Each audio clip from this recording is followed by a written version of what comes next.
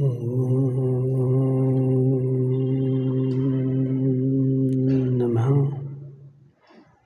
सिद्धेभ्यः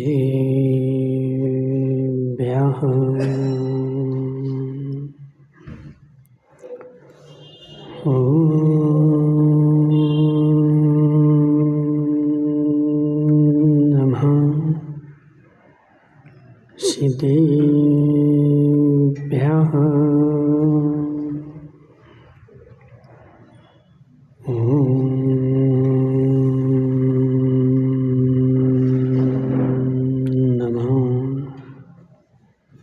सिद्धेभ्यः तज्जयति परं ज्योति समं समस्तैरनन्तपर्याय दर्पणतलिशकला प्रतिफलति पदार्थमालिका यत्र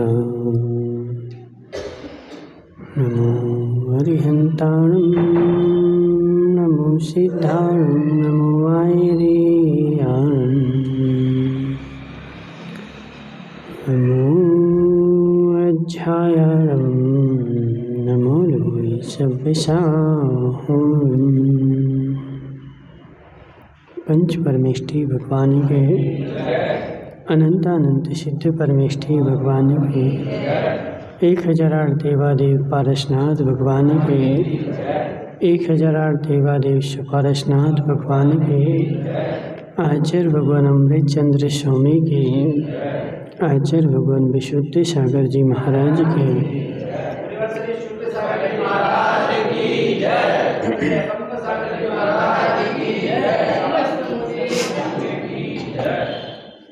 मनुष्य तीर्थंकर भगवान की दिव्य देशना शादवाद वाणी जयवंत हो। आचार्य भगवान अमृत चंद्र स्वामी पुरुषार्थ सिद्धि उपाय ग्रंथ में चोरी का स्वरूप समझा रहे हैं कि है जीव चोरी जो है वह पाप है। चोरी हिंसा का ही रूप है। एक यम बोलो, सर्व सावध बोलो। 5 यम बोलो, 5 पाप बोलो। यह पांचों पाप एक यम की रक्षा के लिए है। पांचों पापों का त्याग करना एकमात्र अहिंसा के पालन के लिए है। एक के चारों बोला जाए डीके जैन साहब, 5 पाप जो है वो अहिंसा व्रत के अंग रक्षक हैं। समझना, 5 पाप जो हैं वो अहिंसा व्रत के अंग रक्षक हैं। जैसे हमारे घर में तिजोरी रखी हुई है और उस तिजोरी के तुम्हारे घर में 4 दरवाजे हैं और 4 दरवाज़ों पर तुमने अच्छे बढ़िया मोटे मोटे लोहे के दरवाजे लगाए। क्यों लगाए दरवाजे हैं? एक मेन गेट जो था ना वो अच्छा मोटा सा लगा देते और बाजू से पीछे का जो रास्ता है वो बढ़िया एक कपड़ा का टांग देते उसके ऊपर। देखिए जैसा मेरे घर का जो मेन दरवाज़ा था वो देखो होता ऐसे ही है। व्यक्ति सामने के दरवाजे पर तो इतना बड़ा ताला लटकाएगा और पीछे के दरवाजे को खुला छोड़ देगा। अब तुम यह बताओ, क्या तुम्हें दरवाजे की रक्षा करनी है? राजेश भाई, तुम्हें दरवाजे की रक्षा करनी है? मकान की रक्षा? मकान कौन ले जा रहा तुम्हारा? मकान कौन उठा के ले जा रहा बता। आज तक कोई बाबूलाल जी तुम्हारे रावत भाटा में कभी ऐसा हुआ कि कोई का मकान उठा के ले गए? मकान किसी का कोई उठा के नहीं ले जाता है, रक्षा किसकी करनी है? माला की। समझो जरा, माल की रक्षा करनी है। मैंने मेरी तिजोरी में जो भरा रखा है उसकी मुझे रक्षा करनी है, और उसकी रक्षा करने के लिए मैंने क्या किया, मेरे घर में घुसने के जितने दरवाजे थे उन सारे दरवाज़ों को तुम्हें मजबूत करना पड़ेगा। यदि एक भी दरवाज़ा तुम्हारा कमज़ोर है तो वह तुम्हारे धन की रक्षा होने वाली नहीं है, वहाँ से चोर जो है ना अंदर चला जाएगा। इसलिए हे जीव समझ जरा, घर में जाने के जितने भी दरवाजे हैं, घर में जाने के जितने भी दरवाजे हैं उन सारे दरवाज़ों को मजबूत करना पड़ेगा, तभी तेरी रक्षा होगी, तेरे धन की रक्षा होगी, तेरे उद्देश्य की पूर्ति होगी। यदि एक दरवाज़ा भी अजित भाई कमज़ोर रह गया तो तुम्हारे लक्ष्य की पूर्ति होने वाली नहीं है। तो ऐसे मुझे मेरी आत्मा की हिंसा से रक्षा करनी है, मेरी आत्मा का घात ना हो जाए, मेरी आत्मा गड्ढे में न गिर जाए, मेरी आत्मा संसार में न भटक जाए, इसलिए मेरी आत्मा के घात को रोकना है।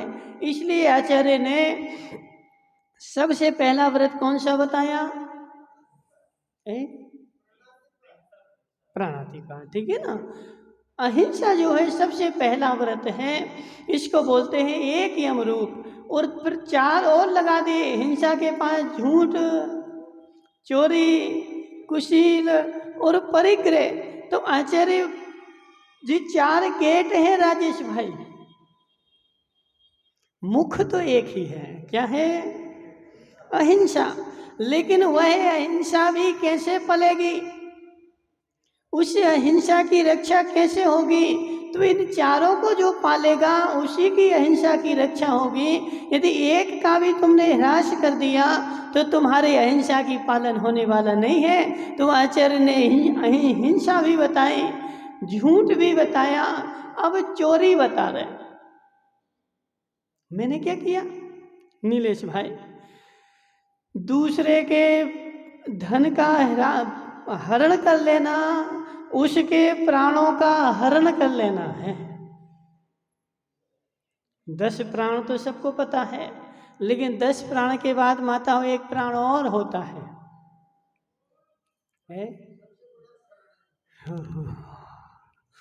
10 प्राण तो सबको पता है, 10 प्राण के बाद एक प्राण और होता है जिसको बोलते हैं धन प्राण। राजेश भाई तुम कौन से प्राणों की रक्षा में लगे हुए हो? कौन से प्राणों की रक्षा में लगे हुए हो? महाराज 10 की तो मुझे खबर ही नहीं है। 11वां प्राण मेरा नहीं जाना चाहिए। 10 चले जाएं कोई टेंशन नहीं, वह जो 10 मिले हुए हैं ना वह तो फ्री में मिले हुए। 10 को प्राप्त करने के लिए क्या खर्च किया तुमने सुगंचन जी? 10 को प्राप्त करने के लिए क्या खर्च किया? कुछ भी नहीं किया। वो तो माता ने गर्भ से निकाला था, तो 10 प्राण मेरे साथ में आए थे, उसके लिए मुझे 1 रुपया भी खर्च नहीं किया। लेकिन 11वें प्राण जो है वही 11वां प्राण, क्या नाम है इसका, जम्बू भाई, कहाँ थे अभी तक?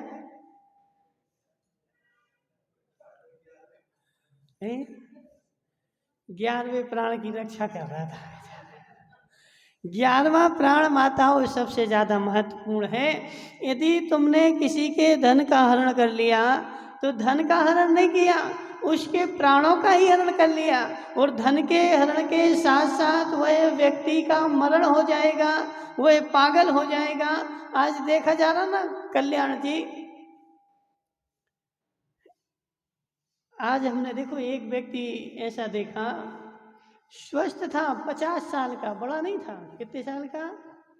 50 साल का व्यक्ति। उसकी जमीन थी कहाँ? दूर जंगल में। और जंगल में उसकी ज़मीन थी, लेकिन रमेश भाई उसने जिससे खरीदी थी तो आधी ज़मीन खरीदी थी और आधी उसी की थी। अब जंगल की ज़मीन चाहे इस साइड की हो चाहे उस साइड की हो, कोई टेंशन नहीं, लेकिन भाग्य से क्या हुआ कि उस ज़मीन में से रोड निकल गई। अजित भाई, उस ज़मीन में से रोड निकल गई, और जो रोड निकली ना तो वह ज़मीन का मालिक क्या बोलने लगा कि रोड के बाजू से जो ज़मीन है वो तो हमारी है और जो पीछे की है वो तुम्हारी है। क्यों? क्योंकि जब उसने खरीदी थी तब उसने बंटवारा नहीं किया था, बोले आगे की ले लो पीछे की ले लो, एक ही बात है, कोई दिक्कत थोड़ी है। तो 10 साल से वो टली हुई थी, लेकिन जिस क्षण रोड निकली उस क्षण उसको आगे पीछे हो गया, और बेचारे को जिस क्षण रोड निकली उसको उल्लास हो गया। अंतरंग में वह इतना उत्साहित हुआ, मैं करोड़पति हो गया, मेरी जमीन करोड़ों की हो गई और करोड़पति हो गया। लेकिन जिस क्षण वह वहां लेने के लिए गया तो उसने बोला सेठ जी पीछे की जमीन तुम्हारी है। अब क्या करोगे अजित भाई, क्या करोगे बताओ? केस लगाओगे, ठीक है ना? अब केस भी लगाओगे तो तुम्हारे पास कोई सबूत नहीं। उसने केस तो लगा दिया, लेकिन केस लगाने के बाद 8-15 दिन में वो 50 साल का आदमी था, उसकी खबर आ गई, उसको हार्ट अटैक आ गया, चला गया। आज तुम भारत का इतिहास उठा करके देख लो, आज तक जितने 10 प्राणों के घात से नहीं मरे, वह 11वें प्राण के घात से मरने वालों की संख्या ज़्यादा है, और 10 प्राण से मरने वालों की संख्या डीके जैन साहब बहुत न्यून है। जितने भी हार्ट अटैक आ रहे जी आ क्यों रहे? कल्याण जी, हार्ट अटैक क्यों आ रहे? टेंशन क्यों हो रही?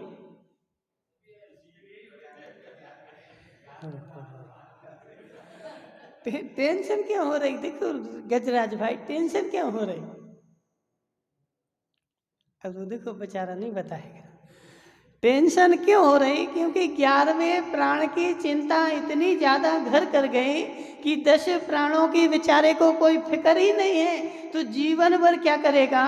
11वें प्राण के उद्देश्य में लगा रहेगा, कमाने में लगा रहेगा, और जब मरण समय आएगा तो 11वें प्राण को देकर के 10वें प्राणों को बचाने में आएगा। भोजराज देखना, जीवन भर लगेगा बेचारे को धन कमाने में, और जिस क्षण मरने के लिए हो जाएगा फिर डॉक्टर से बोलेगा डॉक्टर साहब मेरा पूरा धन ले लो लेकिन मुझे बचा लो। फिर डॉक्टर कहेगा अब कोई तुम्हारा उपाय नहीं। न जीवन जी पाया और न मर पाया अजित भाई, न जी पाया न मर पाया। इस धन की ऐसी गति है, ना तो वो जीने देता है और ना मरने देता है। जिसके घर में कुछ नहीं वह तो बेचारा रोड पर भी डला रहेगा, कोई टेंशन नहीं। लेकिन राजेश भाई को घर की दीवारी में 4 दरवाजों में बंद है बेचारा, खूब अच्छे मोटे मोटे दरवाजों में ताले भी लगाए, फिर भी राजेश भाई यदि रात में कोई चूहा तुम्हारे बर्तन नीचे गिरा दे तो नींद आ जाती है।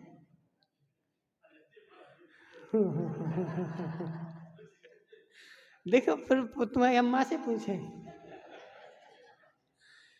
इतने सारे दरवाजे लगा करके भी सोता है, लेकिन फिर भी यदि कोई चूहा घुस जाए और बर्तन नीचे गिरा दे फिर बेचारे को चैन नहीं आएगी। फिर वो देखो बाहर भी नहीं निकल सक रहा है और अंदर भी नहीं जा सक रहा है, ना जाने कौन घुस गया घर में। धन के पीछे न जी पा रहा है और न मर पा रहा है। जितेंद्र भाई समझो जरा, धन के पीछे न जी पा रहा है और न मर पा रहा है। घर छोड़ के भी कहीं जाना हो तो नहीं जा पा रहा है। क्यों? क्योंकि कोई ले जाएगा जे। देखिए जैन साहब, सत्य है कि नहीं? जे घर में जो रखा हुआ है वो कोई ले जाएगा, तो उस रखे के चक्कर में ऐसा फंसा हुआ है कि 10 प्राणों की इसको किंचित मात्र भी फिक्र नहीं है, जबकि 11वें प्राण से ज़्यादा 10 प्राण तुम्हारे महत्वपूर्ण हैं। 11वां प्राण तो आएगा और यहीं छोड़ के जाएगा। 11वां प्राण तुम्हारा कल्याण में सहकारी नहीं है, अकल्याण में सहकारी है। हरक चंद जी, 11वां प्राण से कल्याण होगा कि 10 प्राणों से कल्याण होगा? 11वें से नहीं होगा। जब 11वें प्राण से कल्याण नहीं होगा तो तुम दिन भर क्यों उस 11वें प्राण के लिए लगे रहते हो?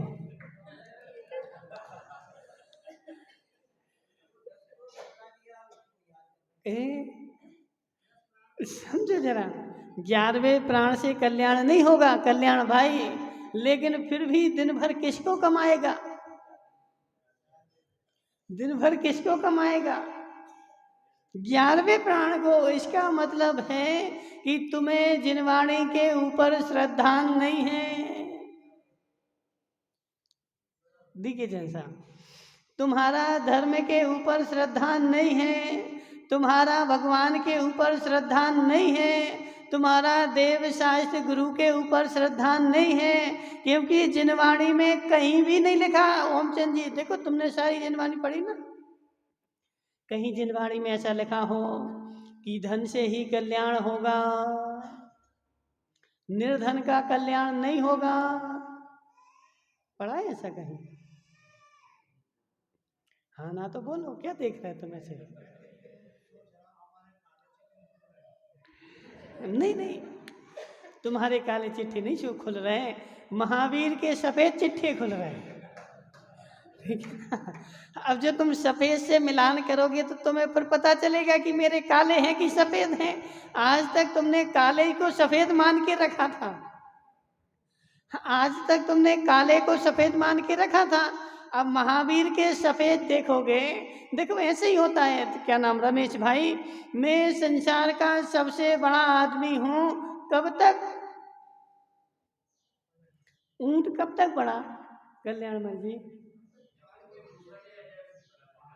ऊंट कब तक बड़ा है?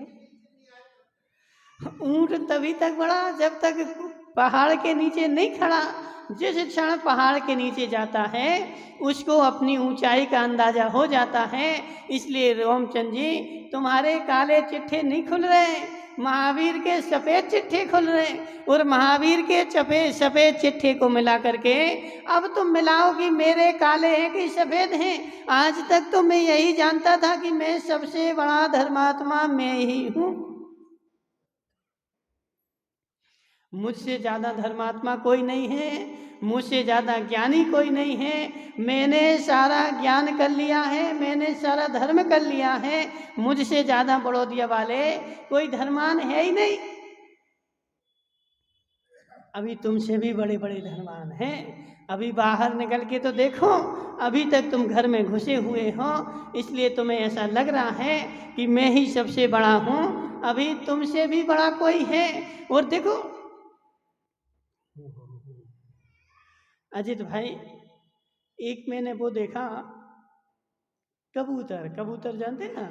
उस कबूतर ने क्या कर रही थी अम्मा, देखो, तुम उसको लेके बैठोगी ना, तुम सुनोगी ना किसी को सुनने दोगी, और तुम्हें भी अंतराय कर्म का बंद होगा और सबको भी अंतराय कर्म का बंद होगा। ठीक है ना? क्योंकि उसकी ना तो बगल वाला सुन पाएगा। इसलिए क्या नाम इसका, वो नहीं आया गुरु का भाई, कहाँ बैठा? देखो उसको ले लो, तुम ले लो गुरु के भाई। ठीक है ना? सबको सुनने देना। सुनो जरा, क्या बोल रहे थे हम?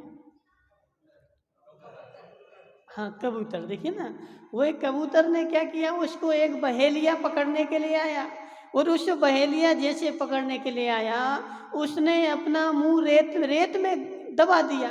और रेत में दबाने के बाद वो सोच रहा है कि अब मैं बहेलिए से बच गया।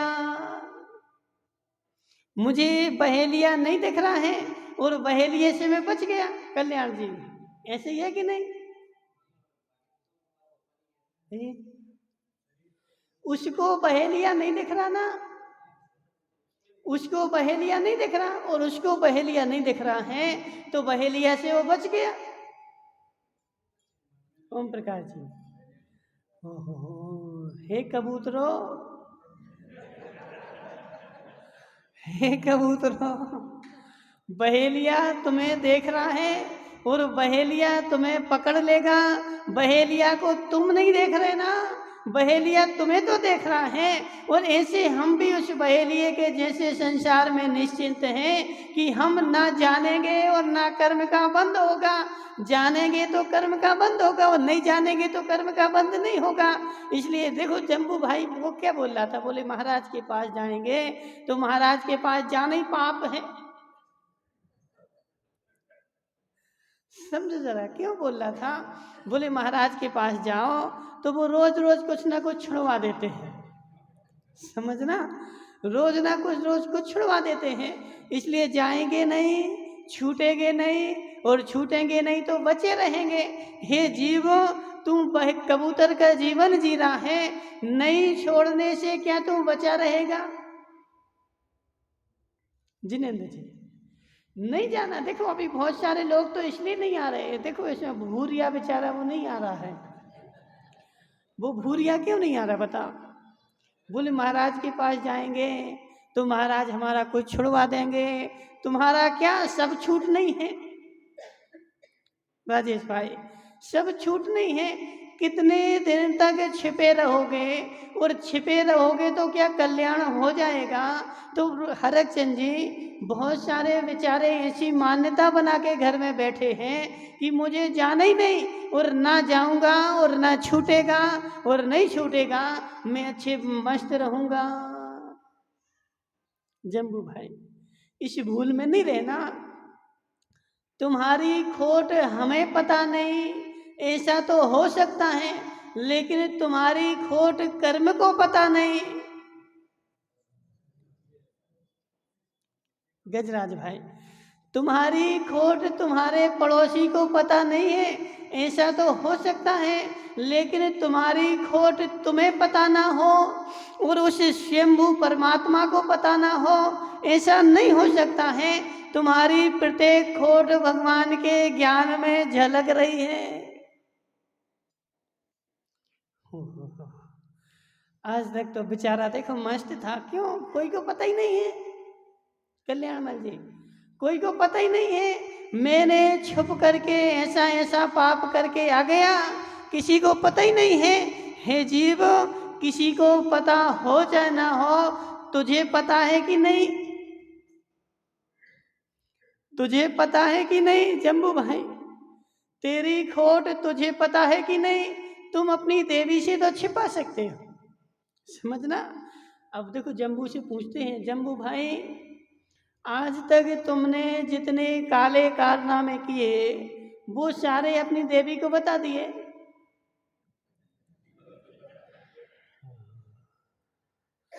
आज तक तुमने जितने पाप किए वो सब देवी को बता दिए? क्यों नहीं बताए हैं? समझना, क्यों नहीं बताए? इसको गजराज को तो बताए होंगे ना पूरे? नहीं बताए, क्यों?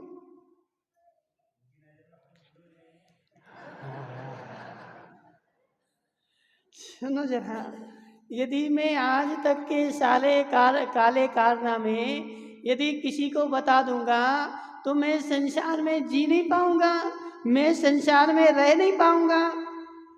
जो लोग मुझे अच्छा कह रहे हैं वो सब मुझे बुरा कहना प्रारंभ कर देंगे। आज तक मैंने अपने सारे काम किसी को बताए ही नहीं, और जब बताए नहीं हैं इसलिए संसार मुझे अच्छा कह रहा है। तो क्या नहीं बताने से तुम अच्छे हो जाओगे?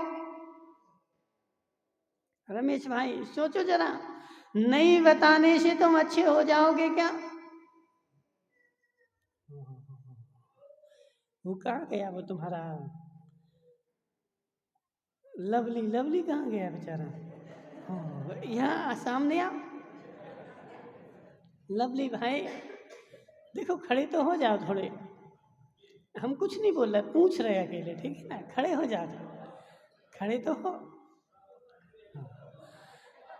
लवली भाई, जिस दिन तुमने पहली बार गुटखा खाया था तो पिताजी को बता के खाया था? ए? कहाँ खाया था? ए?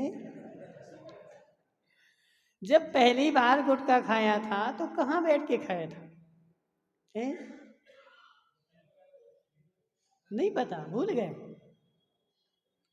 देखो भैंस उड़गर वाले, जिस दिन इसने पहली बार गुटखा खाया था तो सबके सामने नहीं खाया था, छिप करके खाया था।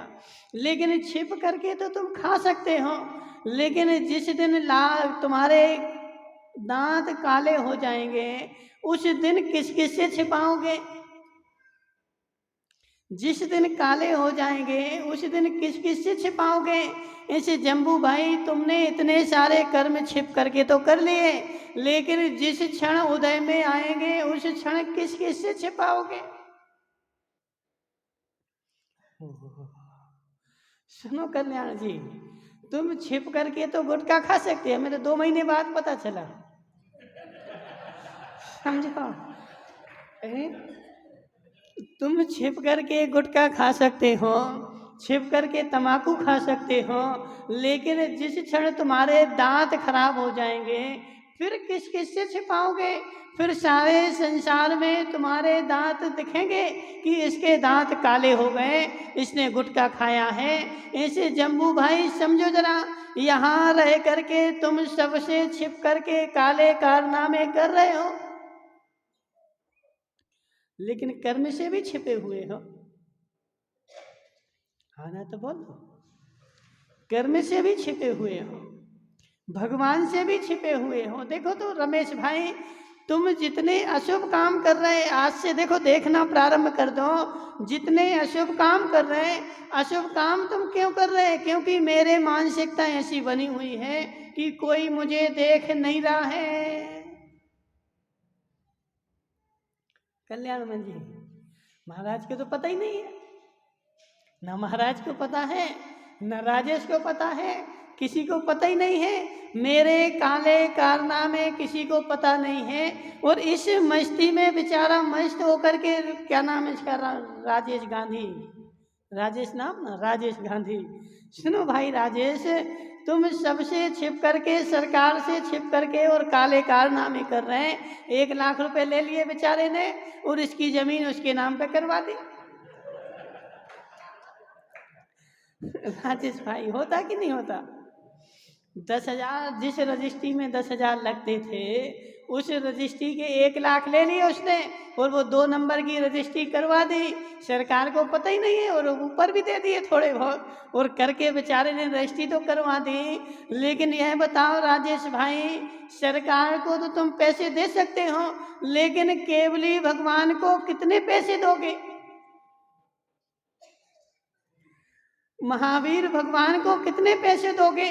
असंख्यात केवली तुम्हारे काले कारनामों को देख रहे हैं। जिनेंद्र भाई, असंख्यात केवली, एक दो नहीं, एक दो नहीं, और अनंत अनंत सिद्ध भगवान।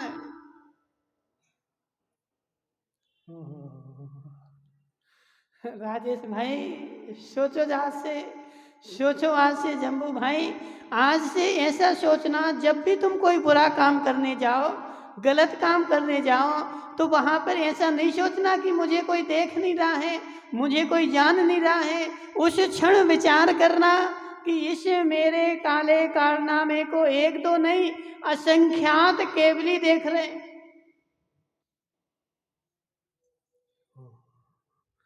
असंख्यात केवली भी देख रहे हैं और असंख्यात अवधि ज्ञानी भी देख रहे हैं, और वो सारे देख करके उनके ज्ञान में झलक रहा है, और मैं क्या जान रहा कि मैं तो, कोई देख ही नहीं रहा मुझे है?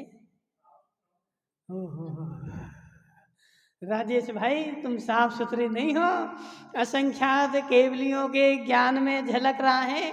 और हो सकता है तुम्हारा कोई पूर्व भव का मित्र वहाँ केवली के समवसरण में बैठा हुआ हो और उसको ऐसी जिज्ञासा हुई हो कि मेरा मित्र जो राजेश है ना वो क्या कर रहा है, उसके बारे में केवली से पूछा भी हो और वहाँ विदेश क्षेत्र में तो दिव्य ध्वनि में राजेश के कारनामे झलक रहे हो।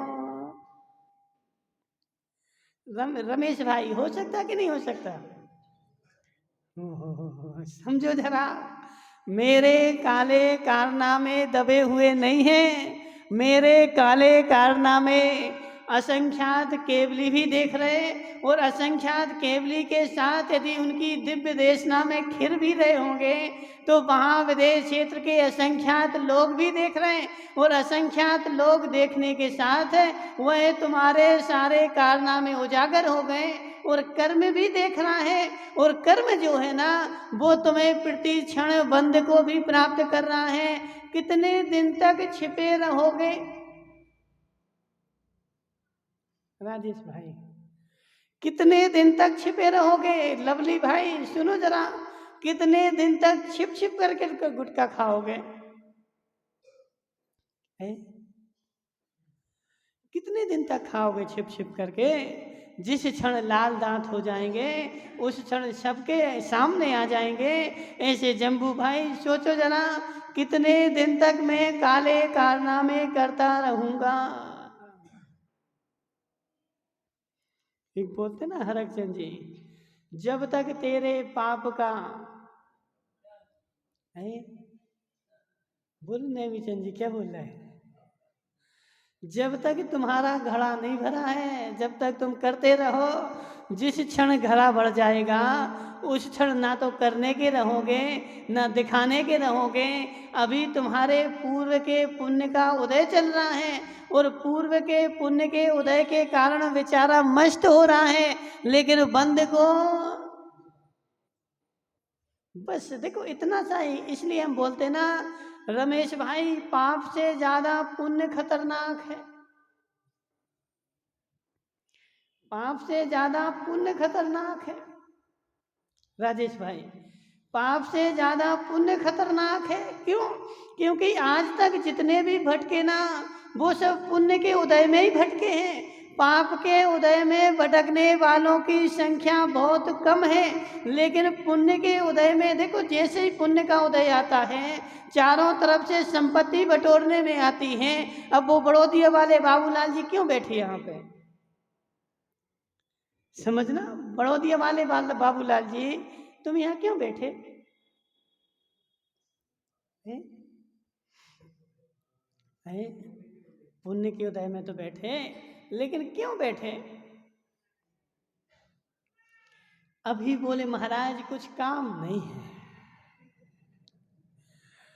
अभी सुबह से क्या है ना, अभी कुछ काम नहीं है, अभी थोड़ी सी हमें फुर्सत मिल गई ना, तो फुर्सत मिल गई। जम्बू भाई सुबह से दुकान पे कोई आया नहीं, इसलिए हम यहाँ बैठे हैं। यदि तुम्हारी दुकान पर 7 बजे से ही भीड़ लग जाए फिर क्या करोगे?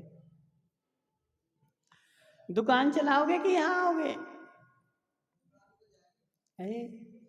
डी के जैन साहब देखो समझना, वह दुकान पर भीड़ लगी क्यों? पुण्य का उदय था इसलिए कि पाप का उदय था इसलिए?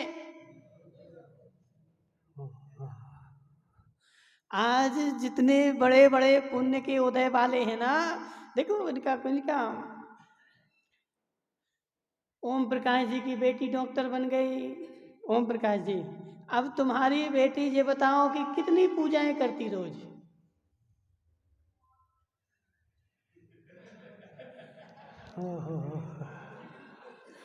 तुम्हारी बेटी कितनी पूजाएं रोज करती है?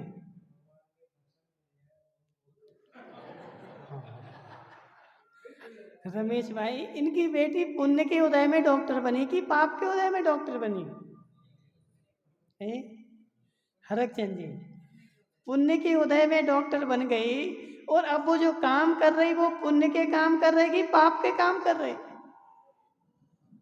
पुण्य के उदय में भटकी कि पाप के उदय में भटकी? पुण्य के उदय में भटकी बाबूलाल जी, समझो जरा। और जिस राज ओम प्रकाश जी उसको अच्छा कहते हैं, देखो हमारी बेटी इतनी अच्छी है, इतनी अच्छी है, वो उदय है, बंद नहीं है। लेकिन जिस क्षण उस उदय का, वंद का उदय आएगा, उस क्षण तुम्हें कौन अच्छा कहेगा? विचारो जरा सिसोदिया जी, विचारो जरा। मेरी पुण्य के उदय में नौकरी लग गई, लेकिन पुण्य के उदय में नौकरी तो लग गई, लेकिन पुण्य का बंद करने के लिए मेरे पास फुर्सत नहीं है, पुण्य का बंद करने के लिए मेरे पास समय नहीं है। वह पूर्व का तो मैं भोग रहा हूँ, लेकिन भविष्य के लिए मेरे लिए कोई उपाय नहीं है। जम्बू भाई, तुम्हारे पिताजी खूब कमा करके रख गए कि नहीं रख गए? अब बेचारा पूर्व पिताजी के कमाई भोग रहा है, लेकिन कितने दिन भोगेगा? पिताजी की कमाई को कितने दिन भोगोगे? डीके जैन साहब, कितने दिन भोगोगे पिताजी की कमाई को? जितने दिन तक वह खत्म नहीं हुई उतने दिन तक भोग लो, लेकिन जिस क्षण खत्म हो जाएगी उस क्षण क्या होगा? क्या नाम तुम्हारा? कल्याण जी।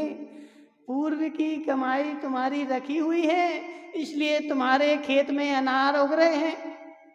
क्या उगते? अनार उगते कि संतरा उगते?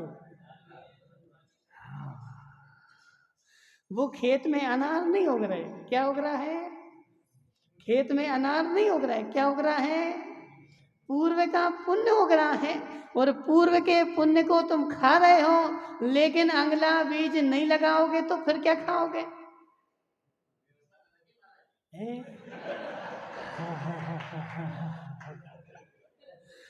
हे जीव, तेरी व्यवस्था तेरे काम आने वाली नहीं है, तेरी व्यवस्था तेरे काम आने वाली नहीं है। तेरी व्यवस्था दूसरे के काम में आएगी, जिसका फल उगेगा उसके काम में आएगी।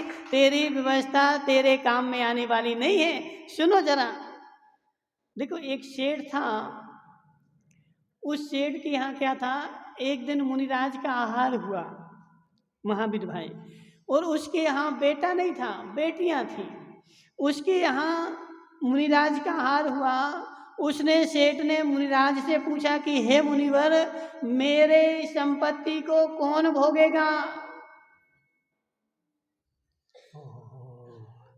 मेरी संपत्ति को कौन भोगेगा? मुनिराज, देखो झूठ क्यों बोले, वो तो जो है ना कल्याण जी, जो था अवधि ज्ञान उन्होंने लगाया, और अवधि ज्ञान लगा करके बता दिया। अवधि ज्ञान से उन्होंने क्या बताया कि देखो तुम्हारे यहाँ जो बर्तन मांज रही ना, उसका बेटा तुम्हारी संपत्ति को भोगेगा। कौन भोगेगा? कल्याणमल जी, कौन भोगेगा? जो तुम्हारे घर में बर्तन मांज रही, उसका बेटा तुम्हारी संपत्ति को भोगेगा। सेठ बेचारा विवल हो गया, बोले इसका बेटा और मेरी संपत्ति को भोगेगा? ना रहेगा बेटा और ना भोगेगा संपत्ति। उसने उसके बेटे को बुला करके क्या बोला? एक चंडाल को बुलाया और चंडाल से बोला, इसको लेकर के जंगल में मार डालो। कल्याण जी, इसके बेटे को उठा करके और जंगल में ले जा करके मार डालो। वह चंडाल बेटे को तो उठा ले गया, लेकिन जंगल में जैसे ही गया उसके भाव बदल गए। देखो मुनिराज की वाणी असत्य नहीं हो सकती, उसके भाव बदल गए। बोले मैं क्यों इस निरपराध को मारूं? सेठ का काम माध्यता है कि मारना, मैं दूसरे गांव में जाकर के इसको छोड़ आता हूं, वह उसका भाग होगा तो जिएगा, नहीं होगा तो मर जाएगा। इसलिए वह इसने मारा नहीं, सेठ को बोल दिया कि मर गया, और उसने उसको दूसरे गांव में जाकर के छोड़ आया। कल्याण जी समझना, दूसरे गांव में लेकर के छोड़ आया, सेठ से बोल दिया, वो मर गया। अब सेठ अपने उसमें आ गया, बोले वो तो मर गया, अब ना रहेगा बेटा और ना भोगेगा मेरी संपत्ति। और दूसरे गांव में वह बेटा जा करके वहाँ दूसरा ले गया और उसको पालन पोषण करके बड़ा हो गया। किसी दिन वह सेठ गया था। वह सेठ गया था कहाँ? बाबूलाल जी। उस सेठ उस गांव में गया और उसने उस बेटे को पहचान लिया कि ये तो मेरी नौकरानी का बेटा है, यानी चंडाल ने मेरे साथ धोखा किया है, इसको मारा नहीं। उस सेठ ने अब चाल चली कि इसको एक काम करो, इसको मारना चाहिए, और इसको मार देने के लिए वह अपने घर में ले गया। और घर में लेकर के ऐसा मारेंगे तो हम जेल चले जाएंगे। ठीक है जैन साहब, ऐसे मारेंगे तो जेल में जाना पड़ेगा, इसलिए ऐसे नहीं मारेंगे। कैसे मारेंगे जम्बू भाई? ग्राहक को सीधे ठगेंगे तो वो ग्राहक आएगा नहीं, है? भाग जाएगा ना, इसलिए उसको ठगेंगे कैसे, हैं? हाँ, पूरा प्लान बना करके चतुराई से, ताकि किसी को पता ना चले और ग्राहक भी ठगा जाए। वह सेठ उस पुत्र को ले गया अपने घर पर, और घर पर ले जा करके उसने अपने घर में उसको रख लिया। और घर में रखने के बाद उसने उससे क्या कहा, एक दिन चने लेकर के और भड़भूजे के पास भेजा, और भड़भूजे को समझा दिया कि बेटा आएगा चना लेकर के, और तुम चने की जगह उसको भूंज देना। सुगन चंद जी देखो कितनी प्लान बना रहा है, कितनी योजनाएं कर रहा है, कि जैसे ही वह चने लेकर के आए और उसको तुम भूंज देना, और उसको चने लेकर के भेज दिया। लेकिन किस्मत से रास्ते में सेठ का बेटा मिल गया। उसने बोला, भाई तुम कहाँ जा रहे हैं? बोले, पिताजी ने चने दिए हैं कि यह भूंजने के लिए ले जाना है। तो उस सेठ के बेटे ने वह चने ले लिए, और चने लेकर के वो चला गया कहाँ? भूंजने वाले के पास। लेकिन वह सेठ तो पैसे दे करके आया था, और उसने जैसे ही चने दिए उसने उसके बाल पकड़े और उस भड़भूजे में कौन भुज गया? कौन भुज गया है? तो हो सकता ना बेटा, हो नहीं सकता क्या? आज नहीं था ना, कल तो हो सकता है। तो उसने उसके बेटे को भेजा, तो उसको मारने के लिए भेजा था, लेकिन संपत्ति भोगनी थी किसको? नौकरानी के लड़के को। तो वह सेठ का बेटा भूत चना लेकर के उसके पास चला गया, और उसने उसके बाल पकड़े और उसको भट्टी में डाल दिया। उसका बेटा भुज गया, और जैसे ही वह नौकरानी का बेटा गया घर पे, चने खाली हाथ, बोले चने नहीं लाए। पिताजी चने जो है वो छोटा भाई लेकर के आ रहा है, और जैसे ही उसने सुना कि छोटा भाई लेकर के आ रहा है, बेचारा तुरंत धड़ाम से गिर पड़ा कि मेरा बेटा नीलेश भाई। बेटा बेचारा भट्टी में झुलस गया, और उसके बेटा जो था ना, वह बेटा मर गया। अब मात बची बेटी, और जो बेटी बची तो अब एक दिन वह मारने के लिए लेकर के गया बेटे। उस सेठ ने दूसरी तरकीब अपनाई, दूसरे गांव ले गया, और दूसरे गांव ले जा करके उसने एक पत्र लिख दिया अपनी देवी के लिए। नेमीचंद, क्या नाम इनका, जिनेंद्र कुमार जी। उसने अपनी देवी के लिए एक पत्र लिख दिया कि यह घर पे आ रहा है, और इसको तुम जहर दे करके, विष दे करके के मार देना। राजेश भाई क्या बोला? जहर दे के नहीं, विष दे करके मार देना, विष दे देना, ठीक है ना। और उसने वह पत्र, वह पढ़ा लिखा था नहीं, पिताजी की आज्ञा है, इसलिए वह पत्र लेकर के जा रहा था, और रास्ते में नीम के पेड़ के नीचे बैठ करके सो गया। और सोने के बाद वह पत्र उसके हाथ में था, और एक देवी आई, उसने वह पत्र पढ़ा। उसमें लिखा हुआ था, इसको देखते ही विष दे देना। क्या हुआ थड़ोत वाली अम्मा? कुछ नहीं हुआ। उस देवी ने जैसे ही वो पत्र पढ़ा कि विष दे देना, उसने अपने आँख में से काजल निकाला और विष की जगह क्या लिख दिया, एक डंडा लगा दिया, इसको देखते ही विषा दे देना। ठीक है ना। विषा कौन थी? सेठ की लड़की थी। और जैसे ही वो पत्र लेकर के गया कि अम्मा यह पत्र दिया है सेठ जी ने, वह काम से दूसरे गांव में गए हैं और वहां बैठे हैं, यह पत्र लेकर के बैठा है। सेठानी ने जैसे ही वह पत्र देखा कि क्या, इसको देखते ही विषा दे देना। सेठानी ने तुरंत पंडित बुलाया और अपनी बेटी की शादी उसके साथ कर दी, उसको विषा दे दी। अब वो है नौकरानी का बेटा रमेश भाई, नौकरानी का बेटा उसका दामाद बन गया। देखते चलो भोगने वाला अपना भाग्य लेकर के आता है। राजेश भाई, हर्ष हो रहा, तुम ये नहीं सोचना कि मेरे भाग्य से वो खा रहा है, वो भाग्य लेकर के आता है। सेठानी ने तुरंत उसकी शादी कर दी विशा के साथ। और विशा के साथ शादी करने के बाद अब सेठ जी 2-4 दिन वहाँ और रुक गए। बोले वहाँ माहौल खराब होगा ना, वो मर गया होगा तो मरने के कारण वहाँ माहौल खराब होगा, इसलिए मैं 2-4-8 दिन बाद जाऊंगा। और 8 दिन बाद जैसे ही सेठ जी गए,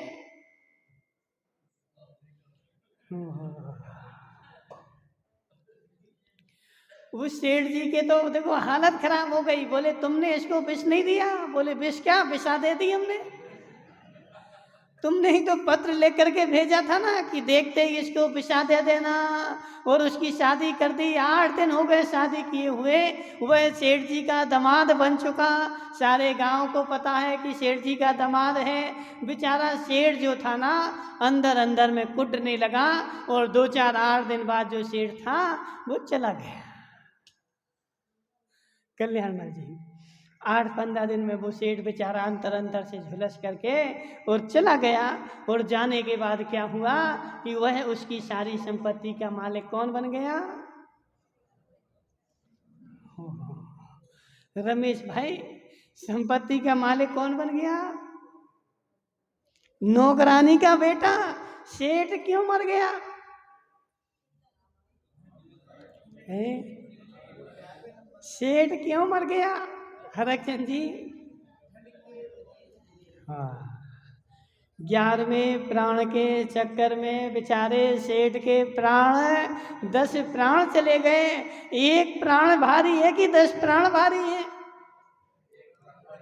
जम्बू भाई, 10 प्राण भारी है कि 1 प्राण भारी है? 10 प्राण की कोई चिंता नहीं। 1 प्राण जो है ना, जीवन भर बेचारा 1 प्राण के चक्कर में घूम रहा है, जबकि वह प्राण तेरा नहीं है। वह प्राण जो है ना, पुण्य के उदय का चेहरा है।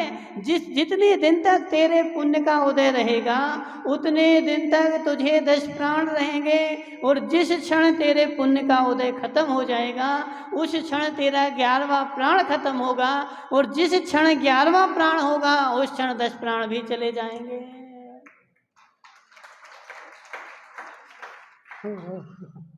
राजेश भाई, सत्य बताना, तुम्हारा चेहरा क्यों चमक रहा है? तुम्हारा चेहरा क्यों चमक रहा? नहीं बताओगे? माताओं समझो जरा, चेहरा क्यों चमक रहा है? क्योंकि मुझे पता है मेरी तिजोरी में धन भरा रखा है। उस धन जो तिजोरी में भरा रखा है ना, उसके चक्कर में बेचारे का चेहरा चमक रहा है। और निज प्राणों की कोई खबर नहीं है। और उस प्राण के चक्कर में बेचारा जीवन भर जितने काले कारनामे हैं वो सब करता रहता है। लेकिन जम्बू भाई, धोखे में नहीं रहना। केवली भगवान,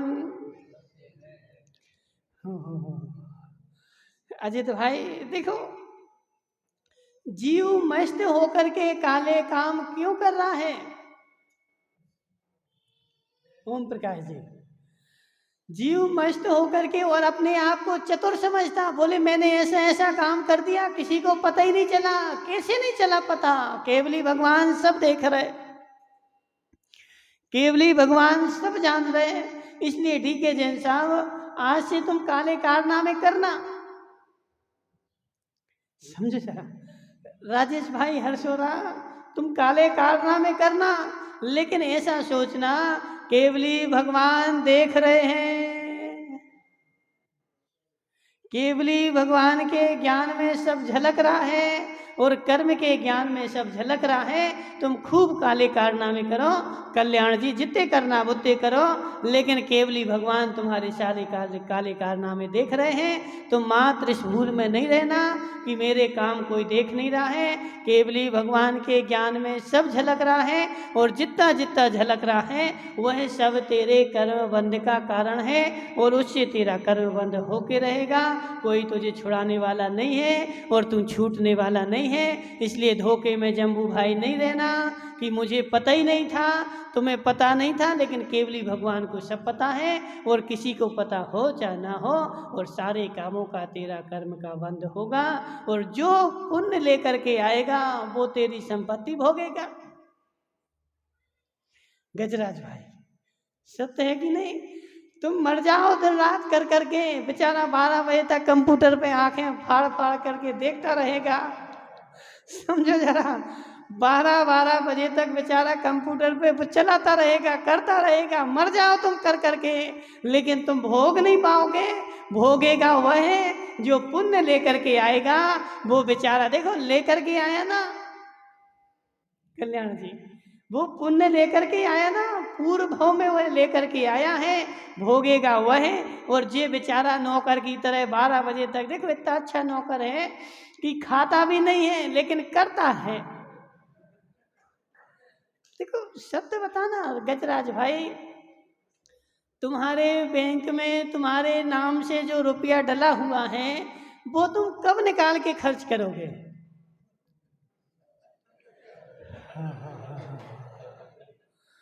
जम्बू भाई समझो जरा, तुम्हारे नाम पे जो शटल डैम पे वो जमीन है ना, है कि नहीं है? हाँ ना, तो जमीन है कि नहीं? उस जमीन को तुम कब बेच करके खाओगे?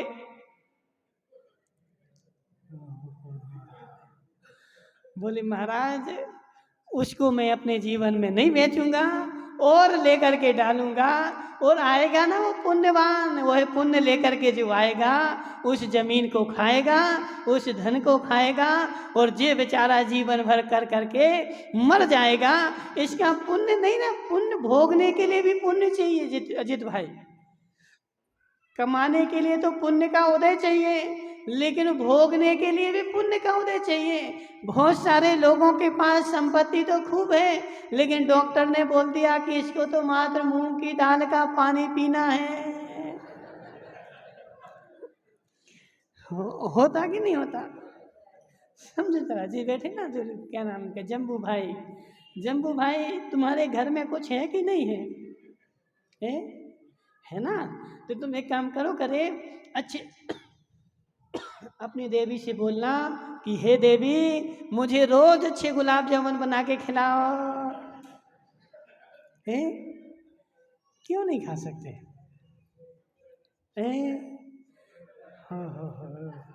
शुगर क्यों हो गई? तुम्हारे पास भोगने का पुण्य नहीं था, तुम्हारे पास मात्र किसका था? रखने का पुण्य था, तो रखा हुआ है, लेकिन तुम भोग नहीं पाओगे। भोगने वाला दूसरा ही आएगा। कल्याण जी, भोगने वाला दूसरा आएगा, तुम तो मात्र कर करके रख जाओगे। इसलिए गजराज भाई ज्यादा टेंशन नहीं पालो, तुम्हारे पास जितना है उतना खाओ। क्यों 12 बजे तक बैठे रहते? फिर वो दूसरा आएगा, वो तुम्हारी संपत्ति भोगेगा। तुम्हारे पास बेचारे के, देखो उसकी गलती नहीं है, उसके पास खाने का पुण्य नहीं है, कमाने का तो है, कमाने का है, धन संपत्ति आने का है। इसलिए कमाने के पुण्य में कमा रहा है, लेकिन खाने का पुण्य नहीं है, इसलिए बेचारा चैन से बैठ करके नहीं खा पा रहा है। इसलिए क्या नाम तुम्हारा, खाने वाले का पुण्य अलग होता है, कमाने का पुण्य अलग होता है। अब समय हो गया, कल बताएंगे कमाने का पुण्य क्या होता है और खाने का पुण्य क्या होता है, दोनों पुण्यों में अंतर है। बोले शांतिनाथ भगवान की। बाहर से बनाने वालों की भोजन की व्यवस्था श्रीमान अनिल कुमार जी, पारस कुमार जी की ओर से है।